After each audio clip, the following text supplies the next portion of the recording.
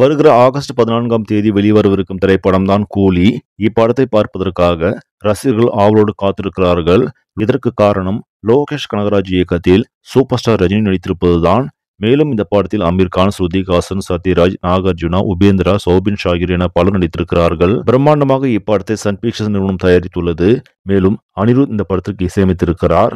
வரும் 14ஆம் தேதி இப்படம் வெளியாக உள்ள நிலையில் இப்படத்தின் முதல் விமர்சனம் குறித்து லோகேஷ் கனகராஜ் பேசியுள்ளார். சமீபத்தில் பேட்டி ஒன்றில் கூலி திரைப்படத்தை பார்த்துவிட்டு அனிருத் மற்றும் அவருடைய கேங் சொன்ன விமர்சனத்தை பகிர்ந்துள்ளார்.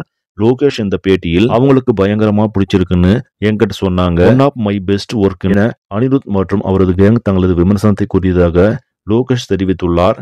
இதன் மூலம் படம் நிச்சயமாக வெறித்தனமாக இருக்கும் என்றும் சூப்பர் ஸ்டார் ரஜினிக்கு இந்த படம் மேலும் ஒரு இண்டஸ்ட்ரி ஹிட் கொடுக்கும் என்ற எதிர்பார்ப்பும் உள்ளது. சரி நண்பர்களே, இந்த செய்தி உங்களுக்கு பிடிச்சிருந்தா லைக் பண்ணுங்க, ஷேர் பண்ணுங்க, மறக்காம நியூஸ் தமிழ் சேனலை சப்ஸ்கிரைப் பண்ணுங்க. நன்றி.